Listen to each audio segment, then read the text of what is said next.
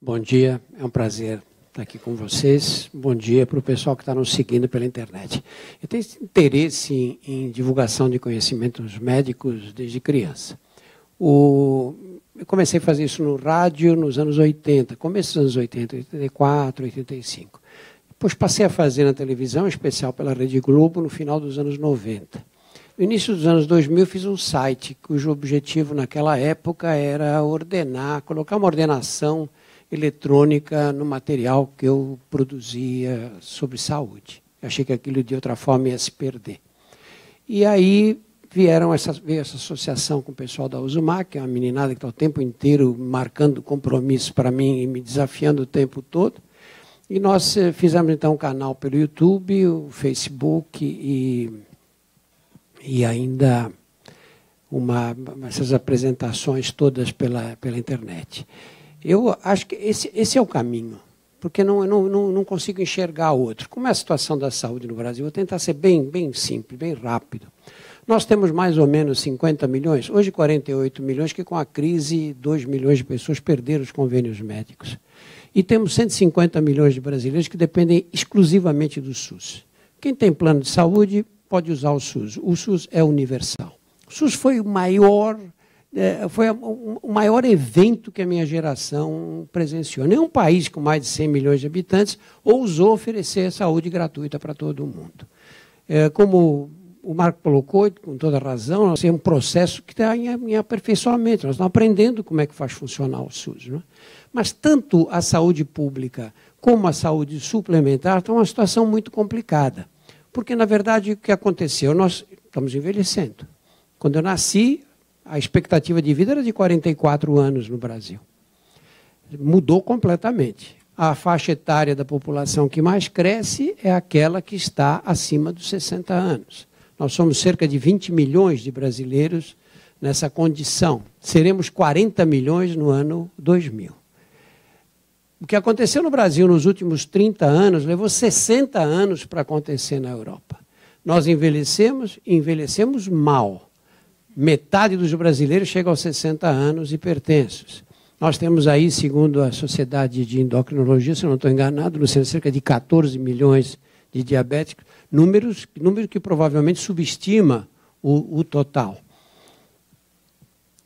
Quantos daqui, desculpa, só por curiosidade, quantos daqui andam 40 minutos 5 vezes por semana? Sejam honestos, né?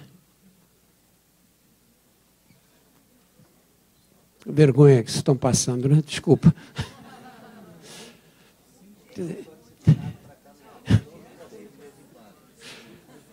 5 vezes por semana, 40 minutos, não dá 10%, dá aqui não. E são pessoas altamente selecionadas aqui, todo mundo com graduação universitária, pós-graduação, etc. O mundo moderno é um mundo de pessoas sedentárias, que ganham peso e que comem mais do que deviam. Essa é a realidade nacional. Nós temos 52% da população acima do peso. A gente vai para os Estados Unidos, vê aqueles grandes obesos, a gente fica assustado, né? Nós estamos na esteira da epidemia de obesidade americana. E aí entra o diabetes em particular, que é essa discussão de hoje. Nós temos uma população que envelhece, engorda, fica hipertensa e desenvolve diabetes. Quer dizer, o quadro é o quadro pronto para as doenças cardiovasculares. E é por isso que 1/3 dos brasileiros vão morrer de doenças cardiovasculares. Como é que a gente consegue interferir? Só pode ser através da educação. Há uns 5 ou 6 anos atrás, o The Lancet, que é uma revista médica de primeira linha, dedicada à clínica, publicou um trabalho feito na Índia, um trabalho muito simples. Eles pegaram uma população de diabéticos, eram 300 e tantos em cada grupo, naquela faixa em que a glicemia está entre 100 e 130, mais ou menos, que alguns chamam de pré-diabetes. Eu não gosto muito desse termo, porque dá a impressão que isso é uma fase inicial que vai obrigatoriamente desembocar no diabetes. E eles dividiram em 2 grupos. Todos receberam uma orientação geral, uma aula sobre diabetes, sobre a importância da atividade física, a importância da dieta, essas orientações gerais. E aí os grupos foram divididos em 2 partes. A primeira parte não recebeu mais nenhuma intervenção. E a outra recebia mensagens pelo celular. mensagens muito simples, que cabia uma frase que coubesse na tela do celular diretamente. Assim, do tipo, já andou 30 minutos hoje? No dia seguinte, evite tomar suco de frutas. E mensagens muito simples. Observaram durante 2 anos esse grupo.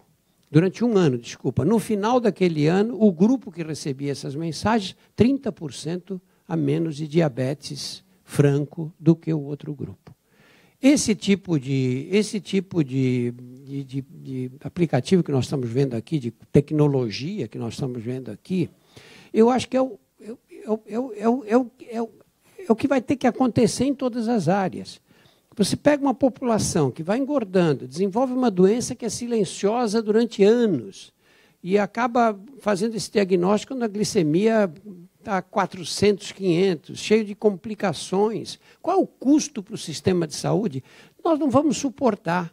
A saúde suplementar no Brasil trabalha com uma margem de lucro, não estou discutindo o plano de saúde, há planos que dão muito lucro, outros dão prejuízo, mas a saúde suplementar trabalha com uma base de lucro abaixo de 2% a 3%. Essa margem de lucro de companhia aérea vive quebrando uma atrás da outra.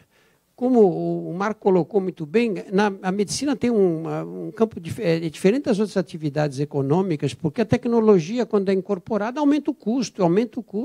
E o nosso foco é a doença, o tempo todo é a doença. Não vai ser possível. O SUS não quebra porque tem uma verba, o SUS recebe 114 bilhões por ano. Só para dar uma ideia de como a saúde no Brasil é subfinanciada. O SUS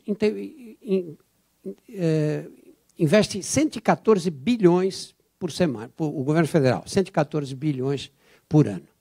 Os americanos gastam com o tratamento das doenças cardiovasculares 150 bilhões de dólares por ano, só com as doenças cardiovasculares. Os americanos investem 18% do produto nacional bruto deles em saúde, o que dá uns 3 trilhões e pouco de dólares. E eles estão desenvolvendo, eles têm um sistema de saúde, a saúde do americano está melhorando, essa geração atual vai viver menos do que a geração anterior. Quer dizer, todo esse dinheiro gasto em saúde, a expectativa de vida dos americanos é igual a de Santa Catarina aqui, no estado de São Paulo, é igual a de Cuba, que é um sistema de saúde muito pobre. Não é com dinheiro que nós vamos resolver esse problema. Nós vamos resolver esse problema, vamos encaminhar a resolução desse tipo de problema através da prevenção. E eu confesso que fiquei muito bem impressionado com a apresentação de vocês. Eu acho que isso é uma coisa que pode ter um impacto muito grande na saúde. Acho que a dificuldade, qual vai ser? Vai ser a de levar esse tipo de tecnologia para a população inteira num país de 207 milhões de habitantes. Eu queria começar, então, conversando com a Luciana.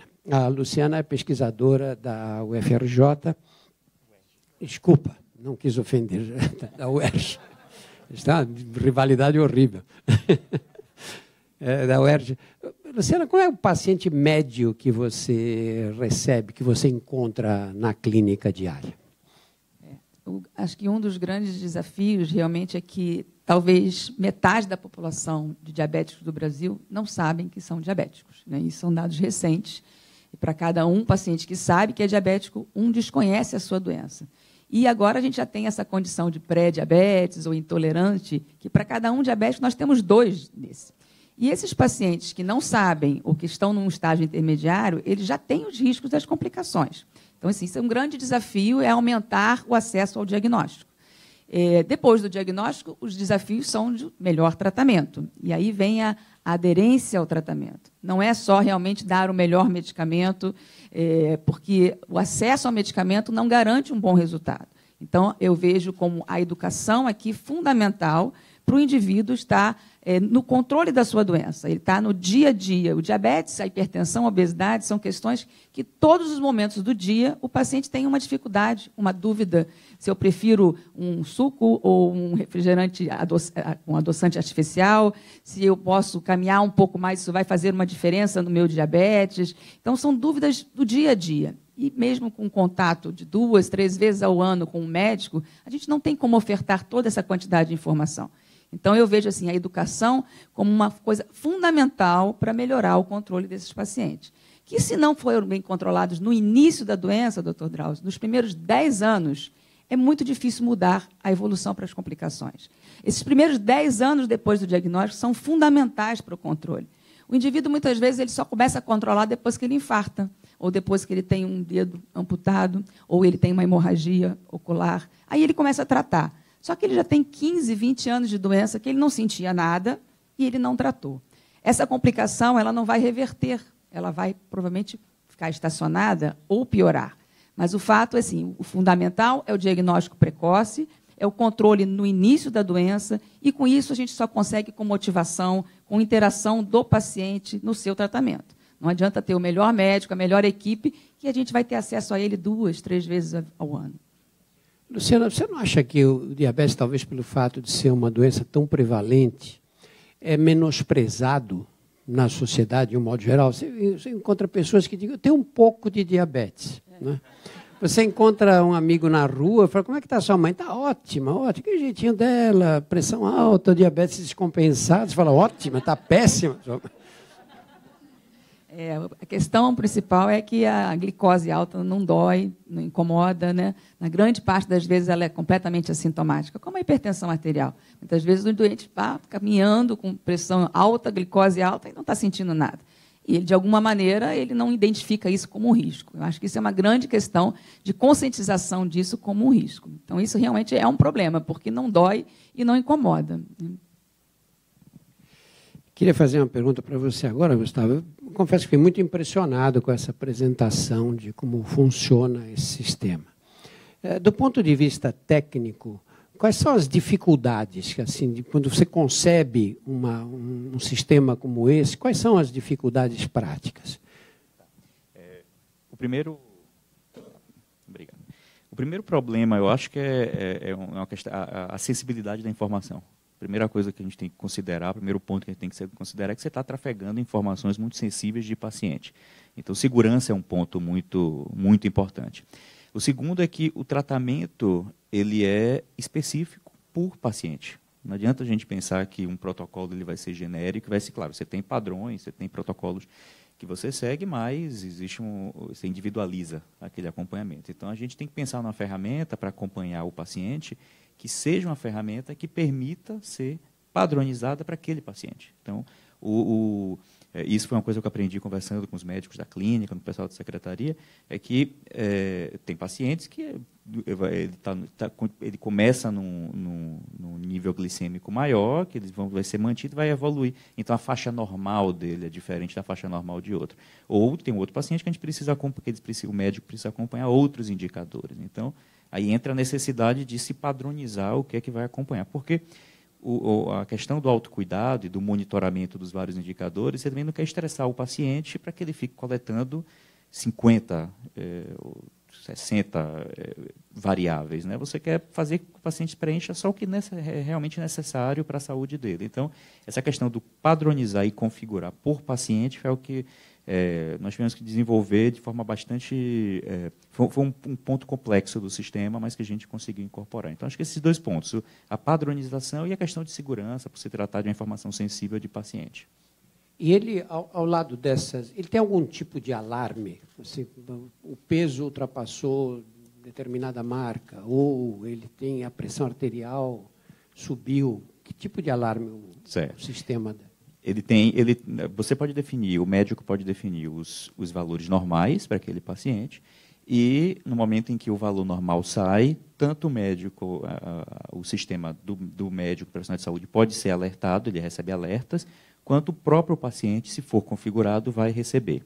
Tá? Por se tratar de um estudo clínico que a gente não queria interferir no tratamento do paciente, e até a gente gostaria que estava avaliando até quão eficiente é a coleta da informação do paciente, a gente não colocou nesse estudo o alerta para o paciente. Ficou mais, a informação é disponibilizada para o profissional de saúde e para os pesquisadores, mas não no paciente. Mas é possível, sim, que o paciente receba um alerta, que ele pode estar, por exemplo, tendo uma hipoglicemia, por exemplo. E aí, inclusive, aí, no próprio sistema acessar qual é o o procedimento numa situação de hipoglicemia, por exemplo. E aí toma um suco com a recomendação de um procedimento, até entrar em contato com a clínica. Tá? Mas ele existe o alerta, sim.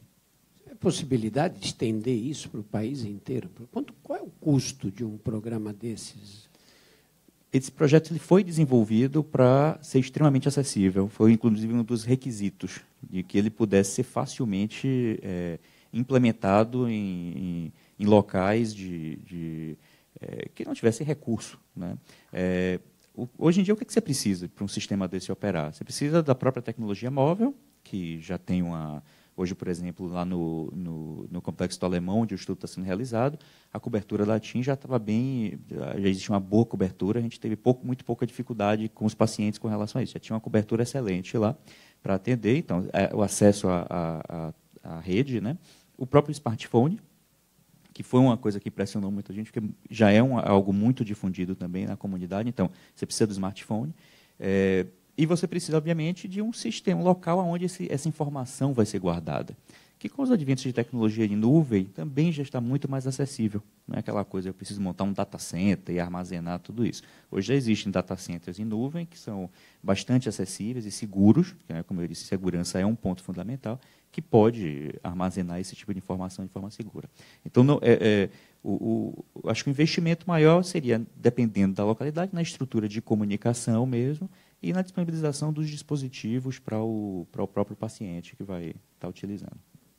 Luciana, e como é que você viu a aderência dos pacientes a esse sistema todo, a fazer esses controles com regularidade? Uma questão que a gente sabia de antemão que ia acontecer é uma certa resistência, porque nós estamos falando de uma faixa etária aí, em torno de 50, 60 anos, que não é a geração que nasceu com o smartphone. Né? Então, no início, a gente sempre pedia que o paciente trouxesse um familiar mais jovem, um filho, um neto, porque há uma certa resistência para começar a usar. Depois que começa a usar, começa a gostar. Né? E essa interação é muito boa, porque no momento que ele pesa, a gente pede para ele fazer a aferição daqueles sinais uma vez por semana, mas eles fazem até mais. E no momento que ele pesa e vê que o peso está diminuindo, no momento que ele mede a pressão e vê lá que está dentro da faixa, que tem gráficos, no momento que ele vê que ele andou 3.000 passos num dia, no dia seguinte ele conseguiu andar 6.000 passos, então isso com certeza motiva os pacientes. E aí cada vez eles querem usar mais. Além disso, a gente tem bibliotecas para eles acessarem, né? Quer dizer, textos curtos, figuras. A gente manda figuras de pratos saudáveis, né? Nem sem texto, só uma figura para mostrar o que é um prato saudável. Dicas muito simples, como desses de estudo, né? Caminhou hoje, em vez de pegar um ônibus para andar 2 pontos, caminhe um pouco mais, suba de escada. Pequenas coisas que a gente sabe que faz diferença numa doença que é para a vida toda. Né? Então, são pequenas coisas do dia a dia que têm um impacto muito grande no controle e na prevenção das complicações. E vocês têm medido, têm conseguido detectar essas diferenças de pressão arterial, de controle de glicemia? A gente ainda não tem análise dos dados. Né? Nós estamos no meio do estudo para o final. Né? A gente tem alguns dados que a gente olha e já tem uma noção daqueles pacientes, como todos, né, Drauzio? Aqueles pacientes que estão mais aderentes, mais motivados, e aqueles que têm aquilo ali na mão, mas, de alguma maneira, não querem mudar. Né? É a opção da saúde. Né? Eles não querem mudar a alimentação, eles não querem fazer exercício, eles querem ficar sedentários. Então, aí, realmente, é uma questão de opção pessoal. Mas está tudo ali disponível para eles. Todas as dúvidas de alimentação. Isso foi desenvolvido por uma profissional da Sociedade de Diabetes, uma educadora em diabetes. Quer dizer, então, em linguagem fácil de entender, porque muitas vezes a gente vê como médico, a gente explica uma coisa, olha, como um alimento integral, ele não sabe nem o que é isso. Então, a gente colocou figuras quero beber uma bebida alcoólica, qual a que podemos utilizar, qual é a quantidade. Então, isso está tudo ali acessível. Eu acho que isso ajuda muito. Né? E você nota, assim, diferenças... A coisa mais difícil em medicina é mudar o estilo de vida de alguém, não é? Mas não é impossível. Você nota diferença de pessoas que vinham conduzindo a doença com irresponsabilidade, mudarem o comportamento? Olha, eu tenho visto também, além desse projeto, que é um projeto, um estudo clínico desenhado, né, com todas as tentativas de minimizar os vieses, mas eu tenho visto também em clínica privada, porque a quantidade de aplicativos que temos hoje para melhorar o estilo de vida, né, alimentação, exercício, meditação, as pessoas ficam engajadas naquilo ali. Eu tenho vários pacientes que melhoraram muito os hábitos alimentares quando começaram a contar carboidrato, que são vários aplicativos muito úteis para o diabetes. Ou quando começaram a, através do relógio, ou medir o número de passos, aumentar ver a frequência cardíaca. Então, eles começam objetivamente a ver a melhora. O que é difícil quando você vai 2 vezes ao médico, faz um exame e o médico fala, olha, melhorou, mas não melhorou muito. Então, o indivíduo fica desanimado, né? É diferente do dia a dia, ele está vendo aquilo ali melhorando, né? Eu acho que nisso ele se engaja mais no tratamento. A gente, recentemente, passou por um round de entrevistas com alguns pacientes e foi muito interessante, porque o que você vê, apesar de todo o trabalho de educação que a própria clínica faz com os pacientes, perdão, você vê que teve paciente que pontuou de itens que eles começaram de lembrar de coisas que eles aprenderam no aplicativo, porque o aprendizado foi no momento mais propício para o paciente. Então, por exemplo, uma hora que ele queria saber alguma coisa da diabetes dele, ele consultou o aplicativo. Por quê? Porque estava disponível ali o tempo inteiro para ele. E acho que esse que é um fator importante. Está ali, é o momento que eu quero aprender, é o momento que eu tenho disponibilidade para aquilo e vou aprender. Então, a gente já tem notado pessoas que começaram a andar mais. Então, pessoas que fazem questão de mencionar que comecei a andar mais, porque eu não gostava de... Tem uma dona Gislene que ela fala, eu não gostava de andar muito sozinha, mas eu comecei a andar mais, eu comecei a entender que eu precisava. Eu comecei a ficar mais atenta para a questão do pé, feridas no pé, esse tipo de coisa. Então, eu acho que o passo 1 é a pessoa entender, tomar uma decisão informada. Eu quero continuar meu estilo de vida, mas eu entendo que esse estilo de vida vai ser o problema. Meu pai uma vez mencionou, meu pai foi fumante durante muitos anos, meu pai mencionou, uma vez eu conversando com ele, perguntei, por que você começou a fumar? Né? Porque eu já cresci com aquela campanha anti-cigarro. Né? E meu pai mencionou, meu filho, na minha época eu não sabia que fumar fazia mal. Então, no momento em que eles sabem, é uma decisão informada. Acho que esse é o ponto 1. O ponto 2 é começar a atuar efetivamente para mudar o que a gente está checando também. Se estamos mudando o estilo de vida daquele paciente e incentivando isso. Gustavo, eu gosto de citar o caso do cigarro como muito representativo dessa capacidade de mudança de estilo de vida que as pessoas têm em função da informação. Na minha geração, 60% dos brasileiros acima de 15 anos fumavam. Imagina hoje, nós temos essa sobrecarga no sistema de saúde, 60% de adultos fumantes no Brasil. Isso daria o quê? Uns 100 milhões de fumantes no país, não é? Uma coisa absurda. Hoje nós temos menos de 10%. Nós fumamos menos no Brasil do que nos Estados Unidos. Lá são 15%. E menos do que todos os países da Europa. Dinamarca, Suécia, Alemanha, França, todos. E o que aconteceu no Brasil? O que nós fizemos aqui que os outros países não fizeram? Nós proibimos a propaganda na televisão. Proibimos em 2000. Na Suécia foi proibido nos anos 70. Pusemos aquelas fotos horríveis no maço de cigarro. 2000 e tanto. O Canadá fez isso em 1990. Tudo que os outros países fizeram, nós fizemos muito depois. E nós temos uma população com nível educacional mais baixo. Como é que nós conseguimos fazer isso? Foi informação, foi a televisão. Nenhum outro país tem um alcance de redes de televisão como tem o Brasil. E foi a televisão não deixando ninguém fumar na novela, foram os médicos falando na televisão que cigarro faz mal e tudo. Isso tem um impacto na mudança de hábitos da população. Nesse caso, não é hábito, é uma droga, não é uma dependência química, é diferente. Mas até uma dependência química você consegue ter impacto com a informação. Vocês veem assim a aplicação desse tipo de tecnologia em outras situações, além dessas de diabetes e hipertensão arterial? Sim.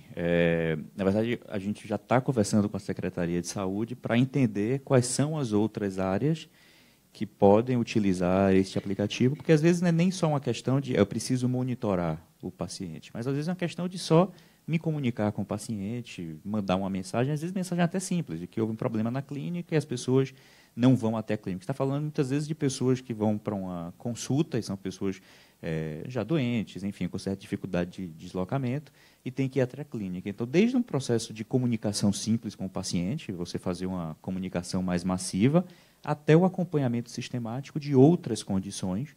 Como eu disse, a ferramenta ela é completamente configurável, então você pode fazer um acompanhamento sistemático de outras condições sem nenhum problema. Então, a gente imagina que sim. E o custo disso? Teve limitação financeira pesada aí? Não, assim, hoje é muito... eu trabalho com tecnologia móvel desde desde 2000, enfim, tem uns 10 anos já que eu trabalho com tecnologia móvel. E foi o que o presidente da Qualcomm, o Rafael, mencionou. Isso tem se tornado bastante acessível, né? Hoje, smartphone é algo comum.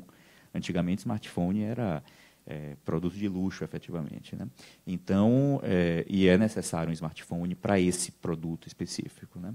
Então, a tendência é uma tendência de barateamento. A solução em si, essa solução que nós desenvolvemos para a Qualcomm, para a iniciativa Wireless Reach da Qualcomm, ela vai ser depois disponibilizada essa solução para as iniciativas públicas que quiserem utilizar sem custo, cobrindo apenas o custo do que seria colocar a infraestrutura. Então, precisamos colocar um servidor e, de repente, esse custo teria. Mas são custos muito acessíveis hoje. Você está falando de uma média aí de custo de máquina de servidor de menos de $100 mês para operar isso, que não é nada comparado com o que você pode ter de benefício, né? Com relação, aí você, obviamente, tem a estrutura de rede, que vai ter que estar disponível e tem que ter algum tipo de apoio para que a própria comunidade possa ter acesso a esses serviços, né? Então, eu vou consumir meu plano de dados ou isso vai ser disponibilizado de alguma forma para mim? Se o Estado, se o município, enfim, se o poder público entende que é benéfico, talvez valha a pena poder disponibilizar esse tipo de acesso, né? Só para aquele aplicativo ou aqueles aplicativos. E o próprio dispositivo móvel, né? Então, a pessoa ter acesso, que já é bastante acessível também, já não é um produto de luxo mais. Luciana, um dos problemas que a gente tem na clínica sempre é com a aderência, né? Você tomar remédio todo dia pelo resto da vida é uma coisa muito chata e muitos se revoltam contra essa necessidade, né? Você encontra pacientes que dizem, olha, eu meço a pressão de manhã, se está boa, não tomo remédio, né? A glicemia está boa, não tomo hipoglicemiante, né? Você acha que com esse tipo de controle fica mais fácil garantir a aderência? Eu acho que sim, né? Porque quando a gente está falando de medicamentos, um paciente diabético, ele geralmente é diabético, ele é hipertenso, ele tem colesterol alto, ele pode ser obeso, pode ter ácido úrico alto. Então, a lista de medicamentos é grande, né? Mais ou menos uns 8, 10 tipos diferentes de medicamentos. E, realmente, a aderência, eles tiram férias de medicamento, né? Não vou tomar esse agora, vou tomar outro. Embora o acesso à medicação na farmácia popular, no pacote, tenha melhorado muito isso, né? O problema antes tinha uma limitação financeira muito grande. Hoje nós temos grande parte desses medicamentos essenciais para essa população são disponibilizados, né, para a população mais carente. Lembretes, né? Nós temos lembretes, né? Já tomou seu medicamento hoje? Eu acho que isso é importante. Talvez o paciente fique com raiva, né, de ser lembrado, mas é uma maneira, né, como eu, médica, posso garantir que meu paciente está usando. No estudo clínico, você conta o número de comprimidos que ele tomou. No dia a dia é impossível, né? Então, eu acredito, sim, que isso é uma ferramenta muito útil para melhorar a aderência ao tratamento medicamentoso.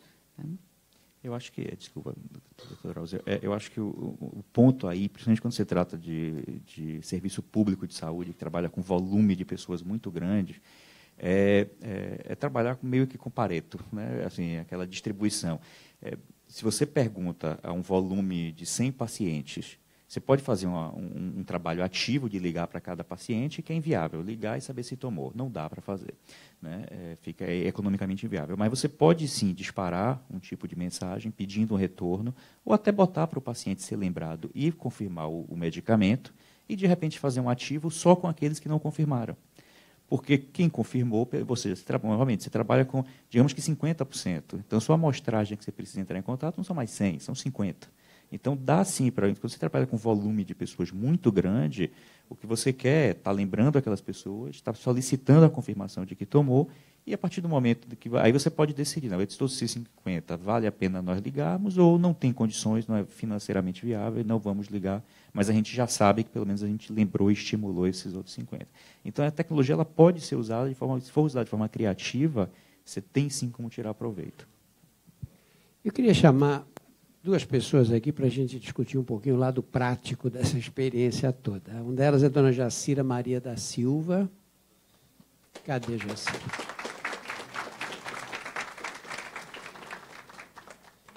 A Jacira é paciente da clínica da família Zilda Arnes e participante desse projeto, sim. Por favor, Jacira. Senta aqui, Jacira. E queria também chamar o José Nazareno, que é paciente da mesma clínica e também participa do processo do Projeto Sim. Os dois receberam Os dois receberam diagnóstico de diabetes em 2013. Tudo bem? Vou começar com você, Jacira, aqui do meu lado. Como é que você descobriu que tinha diabetes? Quando eu descobri que eu estava com diabetes, que eu passei mal na rua. Tá? Eu passei muito mal na rua. E foi aí que eu passei... Eu não aceitava ser diabético, não aceitava de jeito nenhum. O que você passou mal, sentiu o quê? Eu passei mal porque eu senti uma tonteira na rua. Eu estava com meu marido. De repente, eu caí na rua, ali perto do meu prédio. Caí, vem todo mundo em cima de mim, querendo me acudir, me levaram para o UPA. Nisso que me levaram para o UPA, entendeu? Aí que eu fui descobrir que eu estava com diabético. Você sabe quanto estava a sua glicemia lá no... Estava quase 800 e pouco. Estava quase morrendo de diabetes. Estava quase morrendo, com certeza. E você tinha imaginado que você podia ter diabetes? Eu nunca imaginei, porque a minha família ninguém tem diabetes. A única que pegou foi eu mesmo, que eu fui a sortuda mesmo que peguei esse diabetes.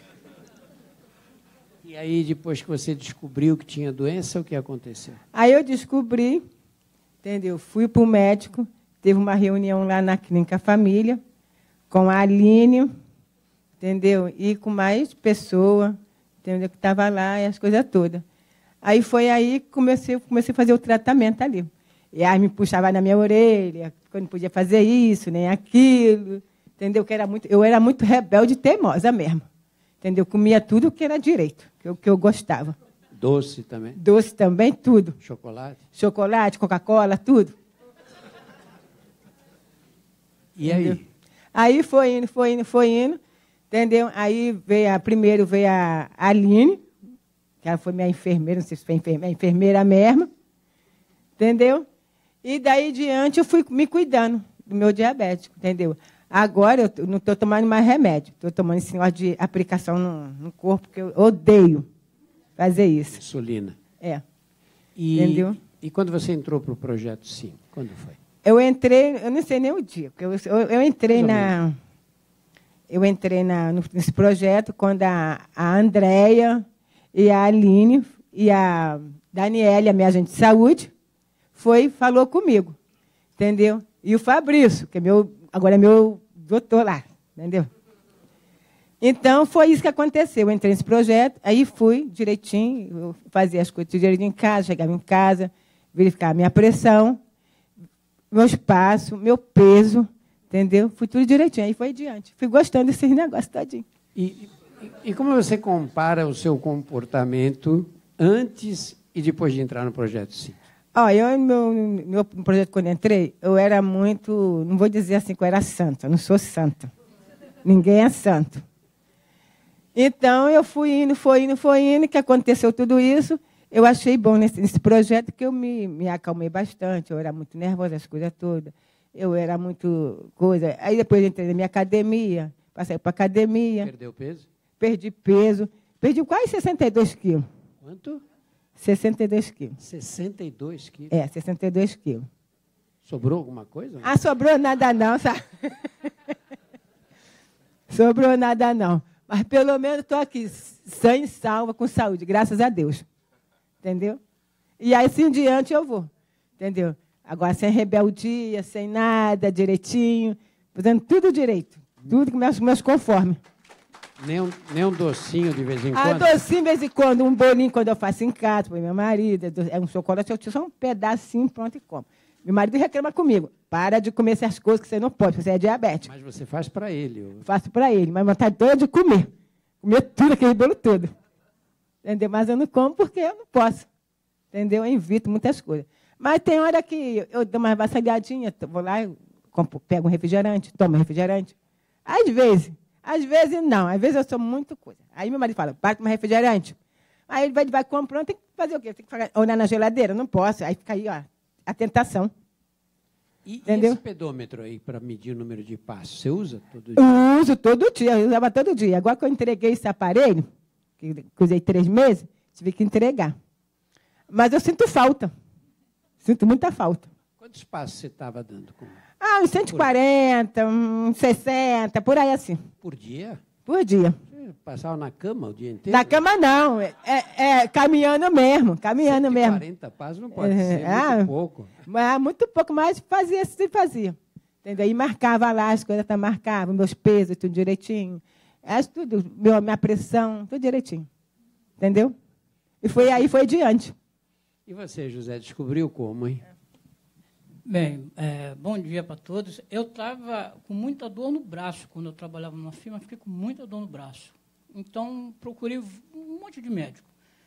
E os médicos, poxa, não achavam que não fez exames, não marcava, não dava nada. Aí até que eu fui uma vez no Getúlio Vargas, o médico me aconselhou a tomar uma injeção para poder passar a dor, porque a dor não passava dor.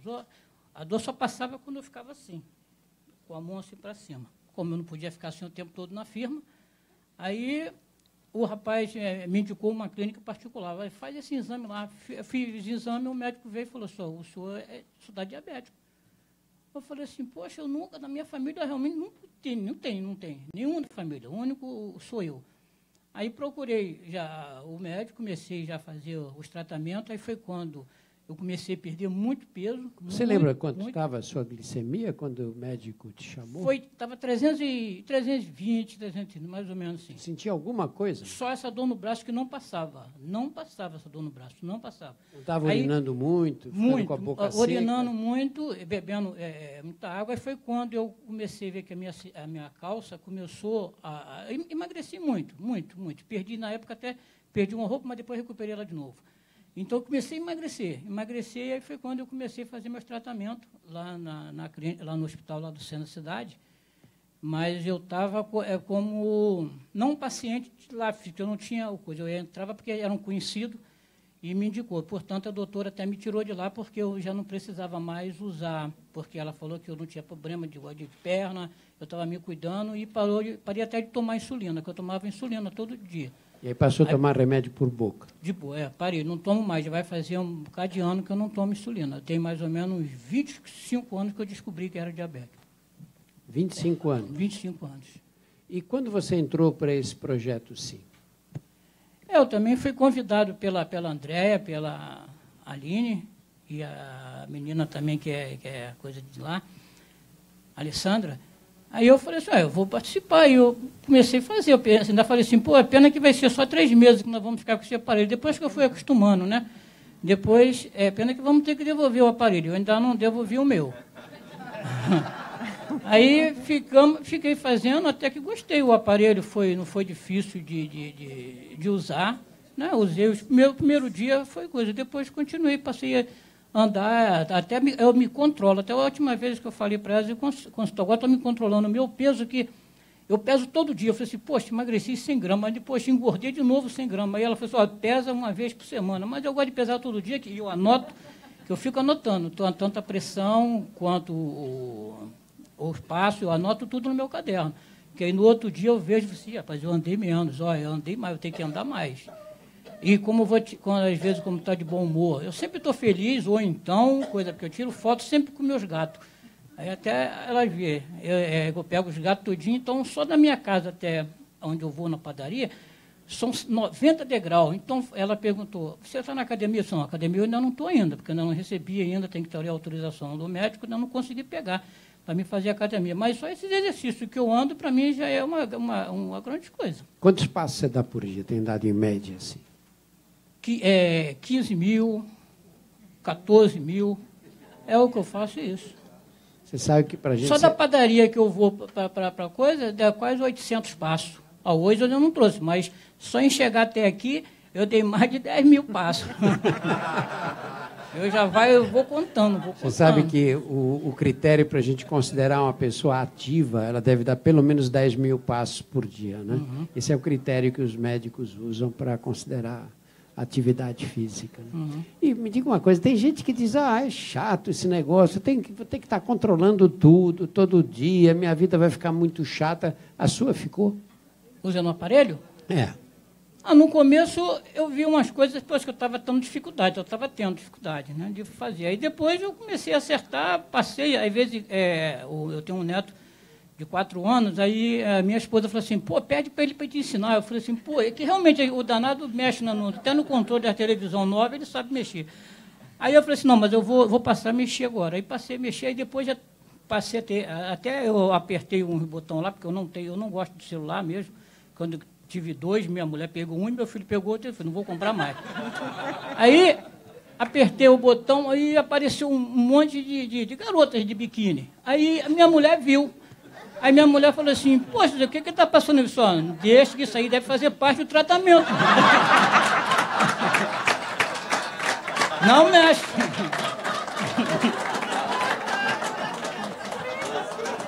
E ela concordou com você, não? Não, concordou, ué. Ela falou assim, e é para fazer o quê? É para estimular alguma coisa, não sei o que. Olha, fica aí a sugestão para os homens presentes aqui. Ô, José, além desse aspecto, o que mudou no seu comportamento? Você tem diabetes, sabe que tem diabetes há 25 anos. Então, como você acompanhou essa doença por 22 anos, entrou no projeto há 3 anos, mais ou menos. Não, esse projeto agora foi... Desculpa, 3 meses. 3 meses. 3 meses. Então, o que mudou? Você sente que o fato de entrar no projeto mudou em relação ao que você era antes? Porque eu aprendi, me eduquei mais sobre o meu diabetes, porque eu estava relaxado, eu me cuidava.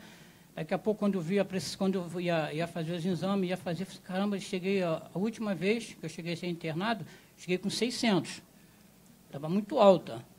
Mas esse dia, até a doutora perguntou, mas, senhor José, o senhor falou assim, pois é que tem 2 dias que eu quase queria matar meu patrão. E a minha raiva eu tenho que soltar, porque senão aí ela fica mais alta ainda. Aí foi isso que aconteceu. E no outro dia, 2 dias depois, eu fui parar no hospital. Mas com esse aparelho... Não matou o patrão? Não matei o patrão, mas foi mandado embora. E a partir do momento que você começou, que você entrou no projeto, o que mudou na sua vida? Mudou tudo. Eu faço de manhã, eu me peso tudo direitinho, faço tudo, eu procuro fazer. Às vezes, quando eu vou para São Gonçalo, eu tenho que levar a mochila, até eu falo para minha esposa, eu vou botar aqui, do jeito que está roubando, esse nego roubar esse aparelho aqui, por que eu vou dizer lá na clínica? Aí mas eu faço tudo certo, chamo às vezes quando eu estou animado, mas não, quase todo dia. Agora eu estou em casa, estou sem trabalhar, estou trabalhando, estou recebendo o auxílio, então estou em casa. Aí eu pego meus gatos, começo a tirar foto deles, toda de manhã, quando estou animado. Tem uns que não quer fazer, não quer, e eu ainda falo assim, vamos embora que é para Globo, cara, fica coisa que é para Globo. Aí eles correm para um lado. Quantos gatos são? Quantos gatos?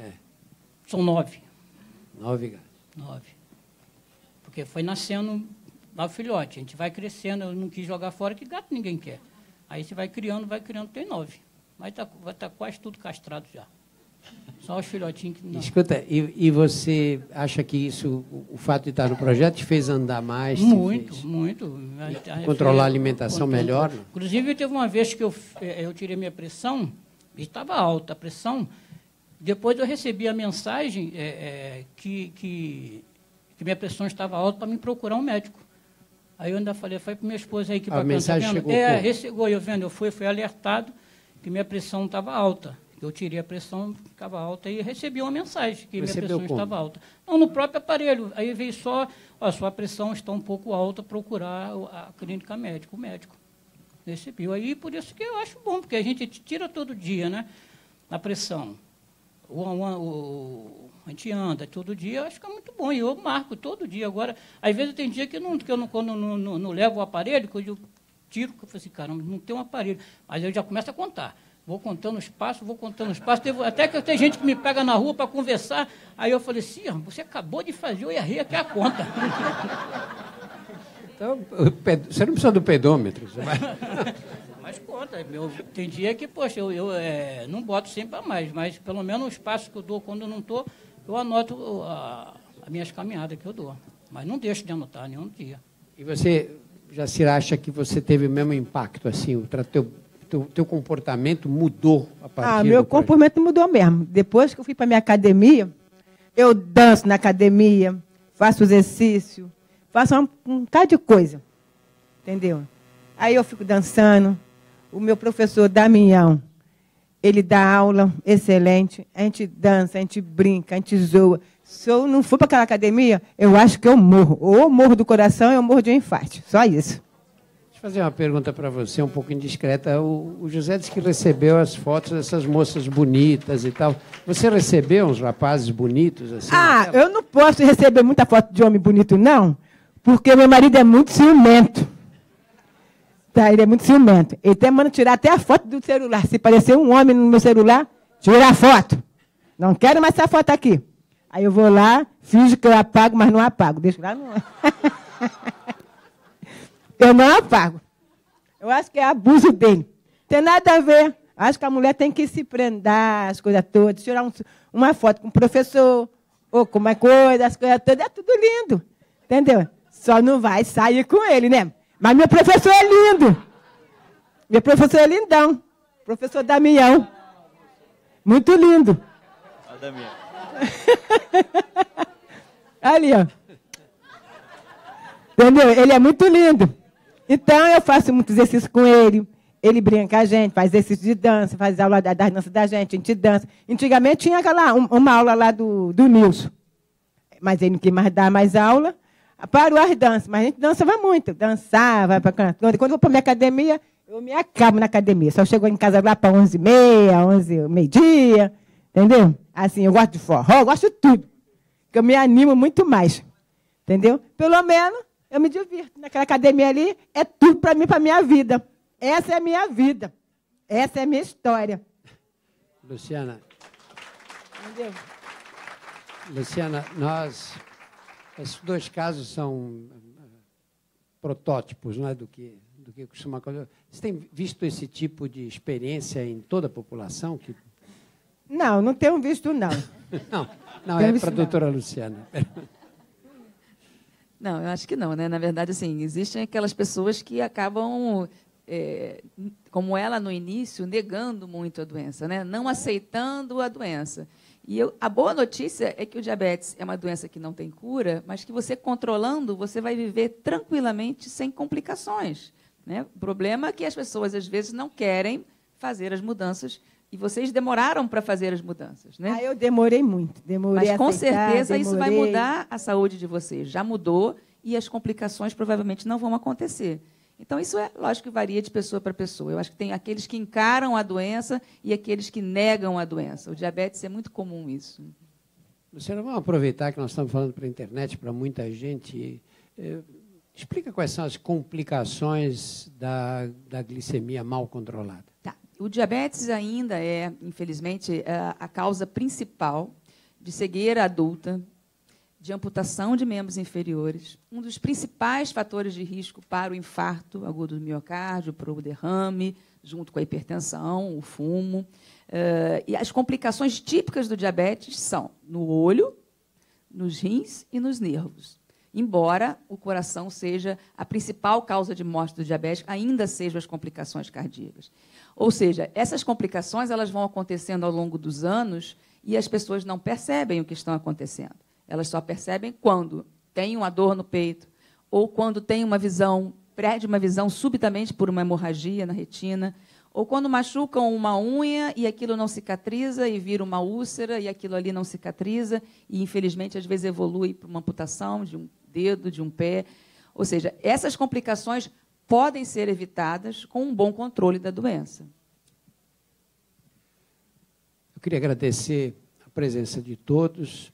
Queria dar os parabéns pela execução, pela preparação desse trabalho, pela execução desse sistema, porque eu acho que isso é uma das primeiras coisas mais inteligentes que eu vi para o controle das doenças crônicas, né? E hoje vai ser um caminho obrigatório no Brasil. Ou a gente age na prevenção dessas complicações todas, ou imagine o custo que tem cada paciente quando começa a apresentar esses problemas, que são todos graves, são todas doenças complexas, que exigem um gasto enorme do sistema de saúde e uma dificuldade grande do SUS, tanto do SUS quanto da saúde suplementar, de dar o atendimento que esses pacientes exigem. Parabéns a vocês, é um trabalho maravilhoso esse. Muito obrigado.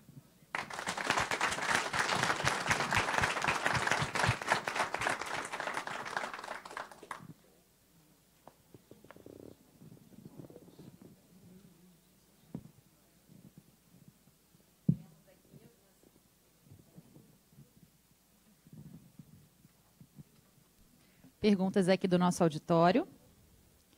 Sabemos que os usuários dos serviços de saúde utilizam, em média, 4 horas por ano os serviços de saúde, o contato com o médico, equipe de saúde. Dessa forma, sabemos da importância do autocuidado do paciente. Vocês consideram que a participação no projeto contribui para uma maior autonomia dos pacientes? Cristina Boreato, médica, superintendente de promoção de saúde.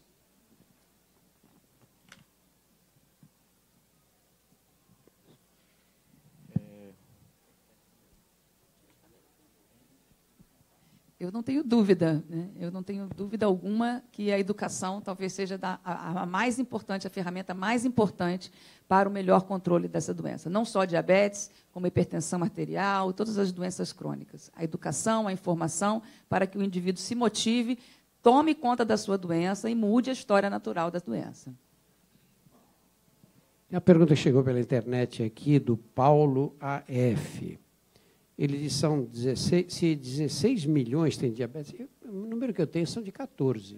Qual é o número final? Na verdade, as pesquisas nacionais, Drauzio, elas são de diagnóstico autorreferido, né? O senhor tem diabetes? Então, a gente acha que isso aí subestima em 50% o número. O número mais recente é 8,9%. Se a gente dobrar, a gente está falando de 16% da população adulta. 16%, né? 16 milhões. Quantos mais serão pré-diabéticos? E quantos milhões mais já apresentaram resistência à insulina, condição precursora de diabetes? Acho que ele está querendo dar um panorama geral aí da prevalência. Nós comentamos que o diabetes talvez seja a ponta de um iceberg, né, em que tem uma grande população diabética não conhecida e uma grande população de indivíduos pré-diabéticos ou com predisposição para se tornar diabéticos. Essas populações também podem ser identificadas precocemente. Tem uma pergunta da Marjorie Vital, dizendo quando o nível de glicemia passa a ser realmente um risco de vida, ou até mesmo em que nível a glicose pode criar o risco de uma amputação de membros, falta de dificuldade de cicatrização. Na verdade, qualquer nível de glicemia acima de 100 é considerado alterado. Okay? Para a gente ter um diagnóstico de diabetes, nós temos que ter 2 glicemias alteradas acima de 126. Esses são os critérios mundialmente aceitos. Não existe um nível crítico de que aquilo vai determinar uma complicação. Nós vemos pacientes com aquela história, minha glicose é um pouquinho elevada, e ele já tem uma neuropatia, ele já tem uma retinopatia, ou ele já infartou, com uma glicose um pouco elevada. Então, na verdade, o descontrole ao longo dos anos é o maior determinante da evolução para as complicações. E tem uma pergunta aqui também da Sônia Herrera Fagion, que eu acho que é interessante. Mas uma vez que subiu o açúcar no sangue, você já é considerado diabético e terá que tomar remédio pela vida toda? Na verdade, assim, existem algumas condições que a glicose pode subir e depois normalizar, que são as hiperglicemias nas fases agudas, durante uma infecção, durante uma internação. Para isso, a gente tem que ter o diagnóstico, como eu lhe falei, em condições normais, com um jejum adequado e em pelo menos 2 ocasiões. Tendo o diagnóstico de diabetes, será diabético a vida toda, podendo ser controlado e normalizado a glicemia. Mas o diagnóstico feito, o diagnóstico está estabelecido. E a pergunta da Leonora Alves da Silva. Quando um profissional médico deve pedir uma curva insulínica ou curva glicêmica, interrogado? Na verdade, assim, já se discutiu muito qual é o melhor critério diagnóstico do diabetes, se é apenas a dosagem da glicose, da hemoglobina glicada, que é o parâmetro que a gente usa para ver a média dos últimos 3 meses, ou a curva glicêmica. A curva glicêmica, na verdade, ela não é necessária para o diagnóstico do diabetes. Muitas vezes nós fazemos para confirmar ou para identificar os casos intermediários, mas ela não é absolutamente necessária para o diagnóstico do diabetes, nem para o controle. Tem a pergunta do Alê Siater. Tem como saber se minha filha de 1 ano pode ser diabética, já que eu sou? Como saber e tratar enquanto bebê? Não, eu acho que aí a mensagem talvez mais importante não é identificar. Ela tem uma genética para diabetes? Sim. Se o pai é diabético, a mãe é diabética, ou ambos, ela vai ter uma maior predisposição para ficar diabética. Mas aí a mensagem para essa criança é que ela deve ser bem alimentada, com bons hábitos de vida desde pequena, não oferecer açúcar, não oferecer alimentos que possam gerar ganho de peso. Isso talvez seja a maior mensagem para você prevenir o diabetes nos seus filhos, né? As perguntas que estão chegando são todas para você aqui, viu, Luciana? Você vê que o interesse da parte clínica do diabetes mesmo, né? Tem uma pergunta da Jussi Alves Coutinho, que diz, quando alguém se nega a tomar a insulina receitada, o que pode acontecer? A insulina, na verdade, ela é receitada para os pacientes adultos diabéticos, pelo menos 2/3 em algum momento da vida vão tomar a insulina, quando os medicamentos orais já não fazem efeito. Com a evolução, com os anos de doença, há grande chance da necessidade de insulina, porque o pâncreas vai falhando. Então, nesse momento em que o médico opta pelo uso da insulina, provavelmente não existe nenhuma outra opção medicamentosa por via oral. Se não tomar insulina, não vai controlar o diabetes e vai ter, provavelmente pode evoluir até para um coma hiperglicêmico. Agora, vou fazer uma pergunta em meu nome pessoal mesmo. Você pega esses grandes obesos, quando fazem a cirurgia bariátrica, essa cirurgia de redução do estômago, muitas vezes a glicemia volta ao normal e mesmo sem nenhum medicamento, e por muito tempo a gente pode dizer que essas pessoas estão curadas do diabetes? Não. Na verdade, assim, a cirurgia bariátrica, que é uma medida muito eficiente para tratar a obesidade grave, ela já tem um acompanhamento dos estudos de mais de 20 anos, Drauzio. Então, a gente sabe que, no início, é o melhor tratamento para diabetes, porque eles ficam normais. Eles param de usar insulina, eles param de usar medicamento, mas já se colocou que, ao longo dos anos, eles podem voltar a ficar diabéticos. Mesmo sem ganhar peso? Eles voltam a ganhar peso. Na verdade, a grande maioria volta a ganhar peso. Eles dificilmente chegam ao peso antes da cirurgia, mas depois de 2, 3 anos, eles começam a ganhar peso novamente. Então, os estudos de longa evolução mostram que eles podem voltar a ficar diabéticos. Aproveita, fala um pouquinho da relação de obesidade e diabetes. Bem, a grande maioria dos pacientes diabéticos adultos, eles são obesos, ou pelo menos têm o que a gente chama obesidade abdominal, né? Quer dizer, o maior fator de risco para o indivíduo desenvolver diabetes é o excesso de peso, principalmente quando ele se deposita na região abdominal, ou quando a pessoa tem pouca gordura, no que a gente chama nas pernas e nas nádegas. Isso, a falta de gordura nas nádegas, com um aumento de gordura no abdômen, é o maior fator de risco para o desenvolvimento de diabetes, logicamente, numa população que tenha predisposição genética. Então, existe uma relação, são doenças que andam juntas. A obesidade, considerada claramente uma doença, Drauzio, que leva a aumento de mortalidade, vários tipos de câncer. Então, obesidade e diabetes andam juntos. Uma perguntinha aqui, só um minuto do auditório aqui. Organizações como ONGs que assistem pacientes diabéticos terão oportunidade também de participar desse projeto? Quem fez a pergunta foi a Solange Ferman, presidente da ADILA, Associação dos Diabéticos da Lagoa. A plataforma ela vai ser disponibilizada para que ONGs e até o poder público possam utilizar. Então, esse vai ser a Qualcomm vai disponibilizar, a MTM vai só operacionalizar a disponibilização desse software para que vocês possam pegar e fazer toda a instalação, enfim, utilização. Tá, como eu disse, no momento, a única coisa que a gente tem definido, isso já está sendo operacionalizado, vai ter que se pensar só onde vai ficar, o que a gente chama de hostear, né, onde vai ficar instalado esse sistema, mas vai ser, sim, disponibilizado todo o software, inclusive todo o protocolo clínico que foi utilizado, manual de instalação, manual de uso, enfim, um kit completo para que a ONG de vocês possa utilizar. Mais uma pergunta da Marina, do blog Diabética Tipo Ruim. Existe a possibilidade desse estudo ser feito para diabéticos tipo 1 também? A gente não já tem outros planos para implementar o projeto, evoluir o projeto utilizando outros tipos de tecnologias também. É uma discussão que tem, a qual ainda está definido. A opção por diabetes foi inicialmente por diabetes tipo 2, mas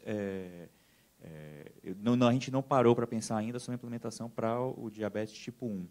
Mas é possível, sim. Então, no momento não está nos planos, mas é possível. Ok, passo a palavra, Drauzio.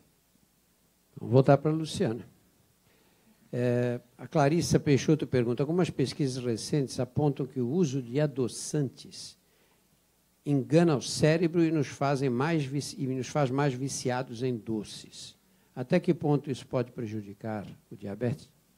Na verdade, existe toda uma gama de novas evidências em relação ao uso dos adoçantes artificiais que mostram, primeiro, em animais, ainda não comprovados em humanos, que os adoçantes eles mudam completamente a flora intestinal do indivíduo, né? E essas bactérias que coabitam o nosso organismo são muito importantes na resistência insulínica, que é um defeito do diabetes. Então, existem algumas relações ainda não comprovadas no ser humano, em termos de que esses pacientes que usam, esses indivíduos que usariam mais adoçantes poderiam até ganhar mais peso, né? Mas isso ainda não está definido nos estudos em humanos, ainda são estudos em animais. Você não acha que os médicos, às vezes, são um pouco permissivos com os pacientes com diabetes? Dizem, não, pode comer um docinho, só não exagera. Doce é alimento compulsivo, né? Você não acha que nós tínhamos que ser mais radicais e dizer, olha, a sua doença é que você tem dificuldade de metabolizar a glicose. Se fica jogando glicose para dentro do organismo, você vai piorar. Com certeza. É que, na verdade, assim, existe toda uma gama nova de evidências que realmente o carboidrato talvez seja o maior vilão para a saúde, muito mais até do que a gordura, né? Que tem se colocado ainda a gordura como menor fator de risco do que o carboidrato. O açúcar refinado eu considero um veneno, né? Tem um potencial de vício relacionado a chocolate, doce. Então, sem dúvida, eu acho que isso varia de caso para caso, Draulio. Se um paciente está muito bem controlado, é um paciente que faz o seu controle de glicemia capilar, se ele está com a glicemia boa, realmente, eventualmente, ele comeu um doce, dependendo do paciente, da educação que ele tem, isso não vai lhe dar um problema. Agora, ser permissivo no sentido que todo mundo pode comer um docinho de vez em quando, com certeza, isso não é um bom aconselhamento. Você pega a bolsa de uma mulher com diabetes, invariavelmente você encontra um chocolate, um bombom dentro da bolsa, e a desculpa são as crises de hipoglicemia. Né? Olha, tem a pergunta da Cristiane, para a gente terminar. A pergunta da Cristiane Guimarães Rocha diz, doutor, o diabético não pode beber bebida alcoólica? Bem, estou falando para muitas pessoas, né? De preferência, não. Né? Principalmente a cerveja. A cerveja é a bebida alcoólica com maior teor de açúcar. Eu costumo dizer que o chopinho tem uma colher de sobremesa cheia de açúcar. As bebidas destiladas têm um teor de açúcar menor. Então, como saúde pública, eu diria que não. E se for beber? Beber pouco, moderadamente, eventualmente. Bom, eu queria agradecer a todos, queria agradecer a Jacira, aqui presente, ao José Nazareno, à Luciana Bahia e ao Gustavo Pérez. Muito obrigado pela participação. Eu também agradeço muito a você. Tchau.